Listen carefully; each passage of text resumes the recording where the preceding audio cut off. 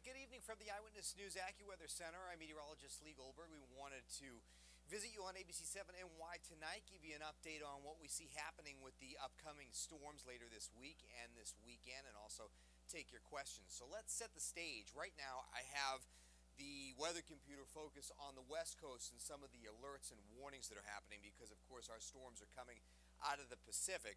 And the first one's actually already inland, and a piece of it's over the southwest. So you see blizzard warnings over interior California. You see winter weather advisories to the north, flood alerts, and also some high wind alerts. So, these storms, this parade of storms slamming the west over the next several days, certainly aided by the weak El Nino pattern that we have this winter. So this is what we're going to be watching, is these storms coming out of the Pacific. Now here's a general sense of how things will evolve over the next 5 days. First of all, it'll be quiet through tomorrow and really even through the daylight hours on Thursday, but you'll notice that it's getting a lot colder on Thursday. So cold air is in place when we have the first of the two systems that will come in on Thursday night and last into Friday morning. The one trend with this, even since our 6 o'clock broadcast tonight, is that it does look like temperatures are going to struggle to get above freezing. Over the past couple of days, it looked like even New York City, the coastline, a change over to rain looked pretty good after midnight Friday and into the early morning hours. But I've been noticing, even with some of our modeling and our forecast highs today and yesterday, the cold air has been pretty stubborn, so we're not necessarily reaching some of our modeled highs. So I think the overall cold air is going to be wedged in pretty good on Thursday, low-level cold, and I think a majority of the event's actually going to turn out to be wet snow, maybe mixing with some rain at the immediate coast or south and east of New York City, and going over to maybe some drizzle in the morning hours. It's not a major event anyway, but it does allow for the opportunity for not only slippery conditions and road conditions north and west of New York City, but maybe even in the city, and some sidewalks could be a little slick. So that's the first storm, and that'll be out of here on Friday morning. A little louder, maybe move your mic up a little bit.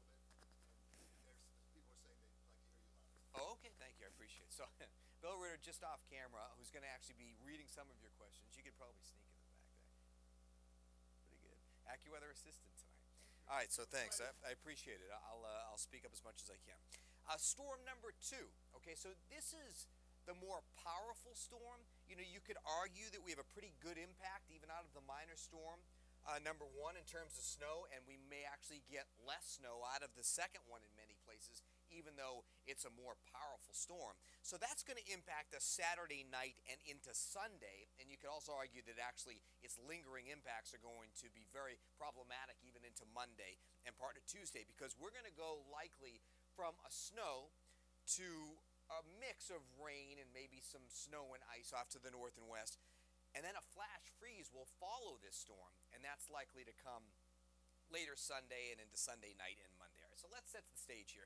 Number 1 tonight, temperatures are a little bit below freezing, some 20s in the suburbs, but what you'll notice is there's an Arctic front that's coming through the Great Lakes. It's not a direct shot at our area, but we get a glancing blow of some of that colder air tomorrow night and into the day on Thursday. So that will allow cold air to be in place as our first storm gets into the picture. So a cold high is over us on Thursday. We're struggling to get out of the low 30s, probably staying around freezing or a little bit below, and then here comes this storm at night. The good news is we probably sandwich in the evening commute before any precipitation starts to come into the area, but it's the type of precipitation that can streak in fast, so I am worried a little bit about late evening travel as some wet snow gets in.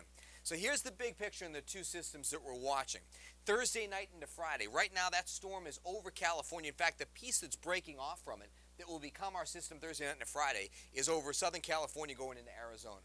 Something, Bill? Yes, a lot of people are just still saying they can't hear you. I don't know why. Not everyone's saying that, but okay. Some people are saying that. So, Sarah, are your levels strong? You bumped it up a little bit? Okay. No, that's okay. Yeah. So far,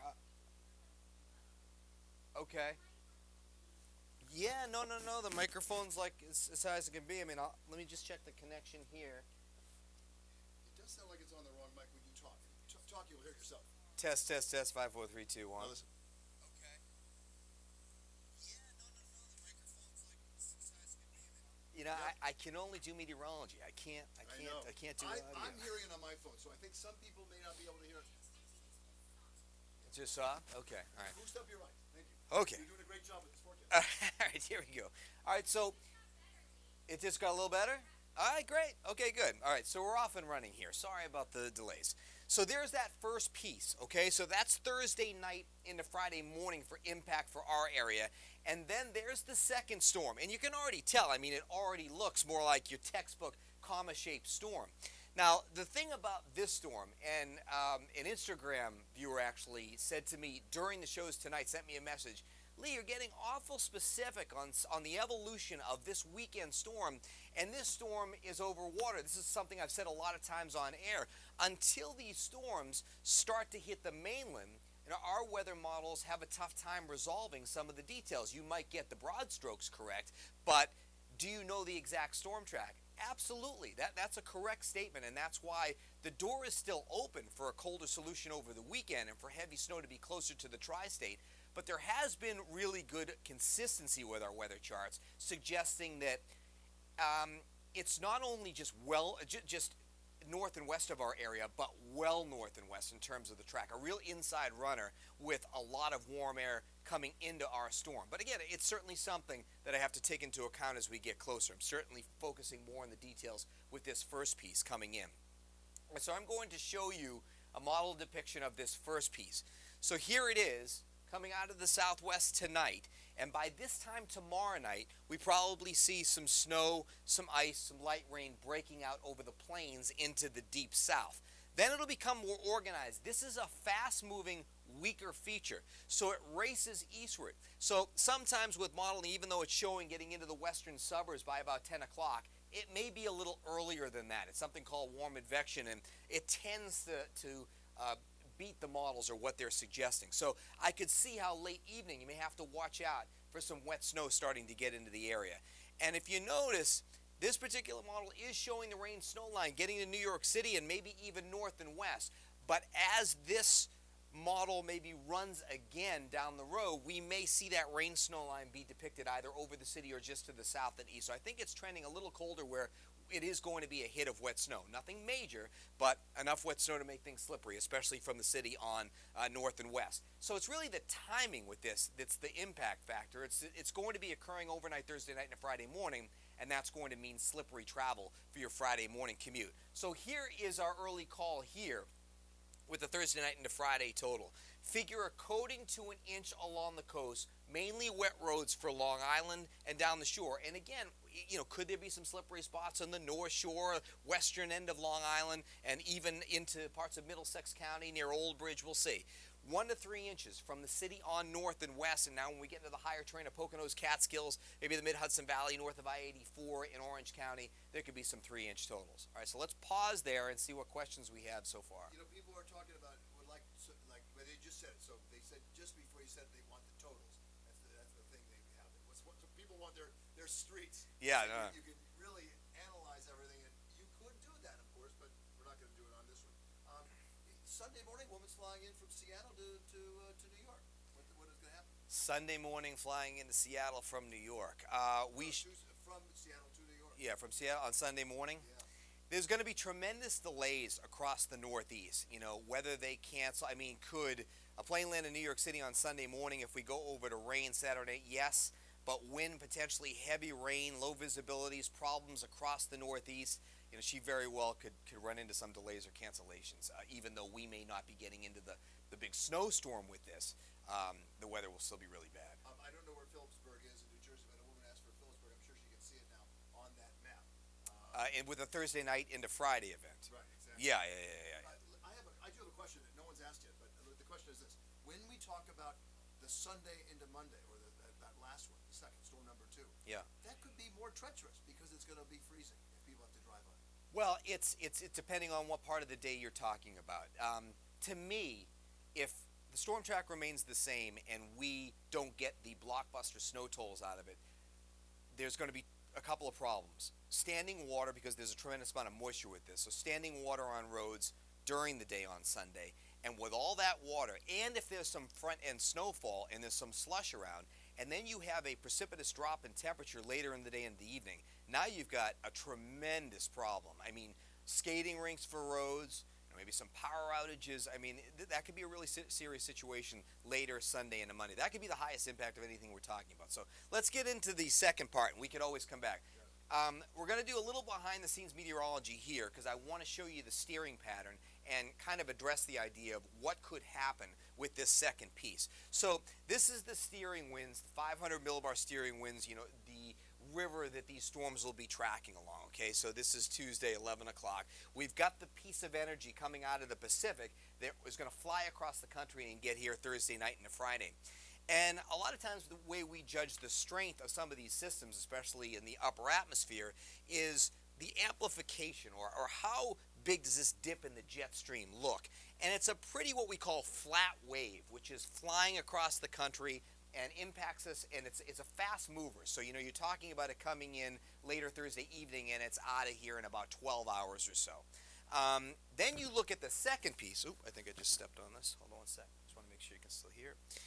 Then there's the second feature. So Friday morning, our weekend storm has already come ashore Thursday night into Friday morning on the West Coast. And this one, if you watch, look how this evolves as we go into Saturday. A much more amplified trough, big dip in the jet stream here, just indicating a much more powerful storm. But this is very key. The orientation of this dip is very key, because if it's not so southwest northeast and it's a little bit more, a little flatter, it's a little bit more west east, then all of a sudden, you know, is that storm track not going to cut just to our west, but is it going to come right at us or just underneath us? And even that first piece of energy that we see Thursday night and Friday could play a role in that. Does it help, if it's stronger, does it help to buckle the steering currents a little bit? Because, you know, every system along the way will impact the systems around it. So it's something that we'll have to judge. And that's why, yes, I mean, if we were a couple days away or 24 hours away, would I be forecasting snow to heavy rain in New York City and maybe back to snow? Yes, but we're several days out. So yes, that room for error wouldn't be that much to bring some of the heavier totals closer to our area. So it's something we'll watch. But right now, all indications are that there's a lot of warm air that gets involved with this system, and we do have a snow going over to rain. When will you know more affirmatively about the second? Well, see, that's a great question, and this is what, you know, forecasting is these days. You know, we have this technology and this ability now. We can tell you that there may be a storm on the playing field, you know, 10 days out. You know, we're looking at stuff. But then there's this gap where you're in no man's land, where until the feature actually starts to form, you're in a holding pattern, you know. So so it's when that storm comes inland on Thursday, that's when I'm really going to start to be confident that, you know, this forecast is going to hold. The only reason why I've been showing these future casts of this storm over the weekend is because of incredible consistency really across the board of a lot of modeling, showing that consistent intrusion of warm air, that we aren't going to be able to hold on to all snow, that yes, we can get snow front end and back end on the storm, but that the axis of the heaviest totals, you know, 1 to 2 foot totals, even more, would probably be well upstate.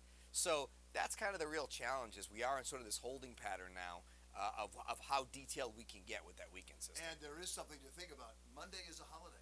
It is Martin Luther King birthday day. Right. And so a lot of people aren't going to have to drive if it is in fact frozen roads. I'm very thankful for that, because there'd be school delays and cancellations just because of the icing that's going to occur. So anybody who's going to Long Island for the weekend has to drive back Monday morning to do the news. Oh man. Yeah. And we have it's almost like I can look at a storm index. If I title it the Bill Ritter Travel Index, that index would always indicate if he's traveling, it's more stormy. It's just kind of happens to him. Okay, so a snapshot. Here's what that storm looks like as we go Friday leading into the weekend. Okay, so obviously a much more powerful looking storm than that first feature I showed you.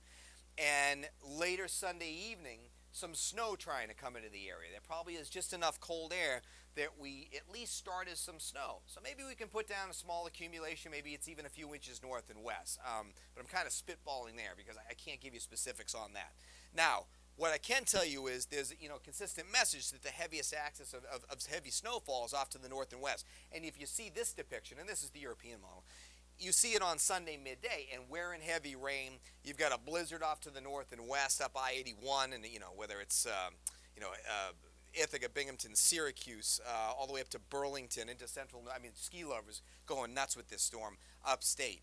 And then, there is a concern that, regardless of what happens in the middle part of this storm, as it pulls away, there's going to be a tremendous dump of Arctic air behind it. So we could absolutely end the storm as snow in many locations, like a brief little burst, and then temperatures are crashing behind that.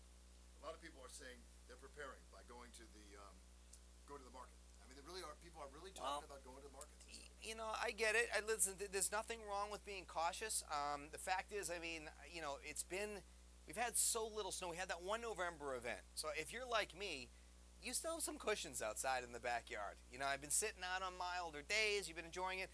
I don't want this stuff to be covered in ice, for several days next week. So yeah, this is I'm going to put the bow on the fall cleanup that I never really finished, and I'm going to put some covers on some outdoor furniture that I had been delaying just because it's been so really moderate, going forward. Yeah, well, right, I know, but listen, Liz was talking about taking Christmas lights off her, tree. All right, so I want to show you the depiction from the European model of the heavy snowfall, and you can see how in these purples, how it shows the heavy snowfall, northernmost Pennsylvania, upstate New York, and projecting crazy amounts that would be over 2 feet, and still showing some lighter totals getting into our area. Now, some of that is from the Thursday night into Friday event, so you have to take a little bit away, but even if we take this, if there is a 100-mile adjustment in this storm track because those steering winds I showed you are oriented a little different way, well, all of a sudden, this heavy snow band is encroaching on the area. Now, that would be a big error in the modeling, but it is only Tuesday, and this is a Saturday night and a Sunday event. So that that's happened in the past. That we've had to make drastic changes the night before a storm. So those options are on the table. I don't want to give you the impression that just because I'm showing you something like this is what I'm forecasting. I'm just showing you here's the potential of this storm, and we'll have to fine-tune where, that's going to be. One thing is sometimes you're more confident in things that are farther out than, I may be more confident in the 7-day than I am in the 5-day sometimes. What will happen behind this powerful storm is that discharge of the very cold Arctic air. So if we are able to get on the warm side of the storm, our temperatures could be flirting with the 50-degree mark on Sunday. Okay, at the very least, temperatures will be up into the 30s. But let's say this occurs and we spike in our temperatures midday Sunday, excuse me.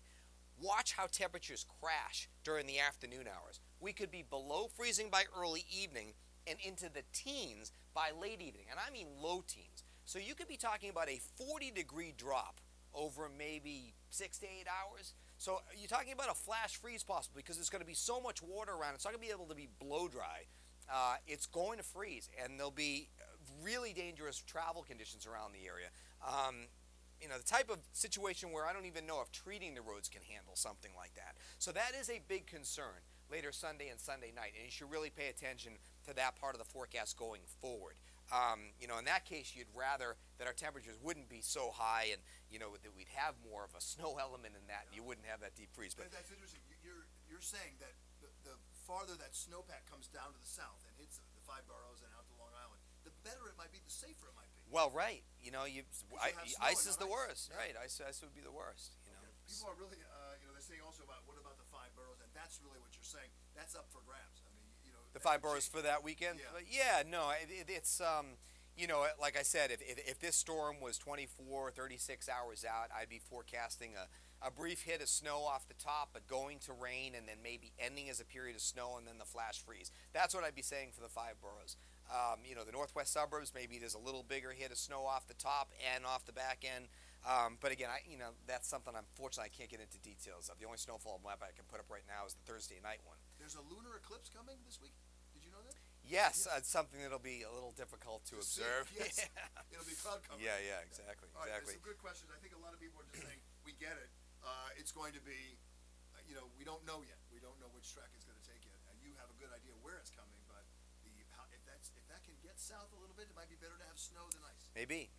So that is, but both storms have their impact, even though one storm is much weaker than the other storm. Both will have significant impacts. So just to round out with the 7-day, I just want to show you that we're quiet through the next couple of days. Rare that we have 3 AccuWeather alert days on here, but obviously Friday would be for the morning mix and slippery travel coming in. Saturday we get a breather during the day. And by the way, we're up to 44. Friday afternoon is kind of a nice, like, okay, catch your breath. We're at 44 degrees, not too bad. We're colder on Saturday at 36 with increasing clouds, but we're dry during the daylight hours. But snow at night maybe changes over to rain, and then we've got that potential for the rain or mix going back to snow on Sunday and the rapid freeze coming in later. And right now our forecast is for 47 by day to 9 by the time we wake up on Monday morning, and then another AccuWeather alert day just for the severe chill. Obviously, we haven't had this type of weather since the stretch around New Year's last year, so we haven't had this type of chill this winter, and then a very slow moderation by the time we get to Tuesday. Some radical numbers are, look Yeah, at no, it's Sunday absurd. 47 to Monday morning down to 6 degrees. Right, and if that European model is right, we're in the low 50s on Sunday, and we're down maybe at 8 or 7 that night. So that's the type of drop that we could really see, and that's always dangerous. That's dangerous for freezing pipes. I mean, this is stuff we really you have to really prepare your home for something like that if this is to mature, if this to come to fruition. I mean, but here we are. I mean, we're still on Tuesday, and this is what, we're trying to talk details for that weekend system. But please do not dismiss that first weaker system Thursday night into Friday, because it's a headache for Friday morning. Even though it's not a lot of moisture, it could still be slippery with the the inch or 2 or 3. People are very interested in northern New Jersey where the rain snow line will be in that second storm. Yeah, it's TBD. Yeah. That's kind of where we are at. One guy says the only place ice is good is in some Jack Daniels, and that's a good way. I think people are really. It's amazing how many of your Facebook viewers spend time looking at what radar maps. They all seem to understand and they understand the European model versus the American model. So that's right. Very interesting. You have a very well educated. Oh, no. I mean, I think that's pretty typical now, this day and age of our viewers, and there are a lot of amateur meteorologists out there. And I will say, what we try to especially do on air, even though behind the scenes here I'll show you some modeling, is to use our experience, our pattern recognition to eventually make the forecast. You're not ever going with one particular model. In the end, you may be going with sort of a combination, a hybrid solution, or what you've seen in the past. Just like I told you, even though a lot of modeling has still been showing that rain snow line getting into New York City on Friday morning, it looks to me now that the temperatures are going to struggle to get to freezing. So I think it'll be more of a wet snow event for even the 5 boroughs Thursday night and Friday morning. Okay, they say, what would it be like for the half marathon? Central Park on Sunday? Is it? No. No, there's no. Yeah. In January? I don't think so. No, they're not running it. This is March. Isn't that March? Don't worry. Is that March? Yeah, March. It's not happening. They're not going to run a half marathon on Sunday. Okay, I think that's, I think no school on New York City, and all schools, no school on Monday, and that's going to be a very big deal. That's a sort of saving grace for the uncertainty of all this, I think. Although people are going to go away for the weekend, have to come back on Monday. That's right. I'm just going to go back and show you one more time. If you're just tuning in or just clicking on, this is your Thursday night into Friday snowfall map. So going with a coating to an inch along the coast, primarily wet roads, Long Island and down the shore. We start getting into New York City, some slick spots, 1 to 3 inches from the city on north and west, and potentially more than 3 inches in the higher elevations. A quick moving but poor timed event into Friday morning. Mr. Gonzalez, I just lost it, but he says is Mike Gonzalez, is driving to Philadelphia from New York City and back on Saturday a good idea? On Saturday? Should be all right. Yeah, Saturday's fine. I was going to text him back, but you Yeah. Just be back before Saturday evening when some snow can start to streak into the area. Okay, a lot of good questions, Joe. A lot of feedback, and they said thank you very much. Most people say thanks a lot. Our pleasure. We will we'll take every step of the way. We've been posting right when I'm refreshing my maps or any new information. I'm posting them on Instagram and Twitter and Facebook. Always appreciate you clicking on and watching the forecast. And of course, 9 o'clock now, so I'll get back in the chair and make my new maps for 11 o'clock and look to some of the new information there. So thanks again for clicking on ABC7NY. Have a nice evening and a safe rest of the week, and we'll take you through the storm. Good night.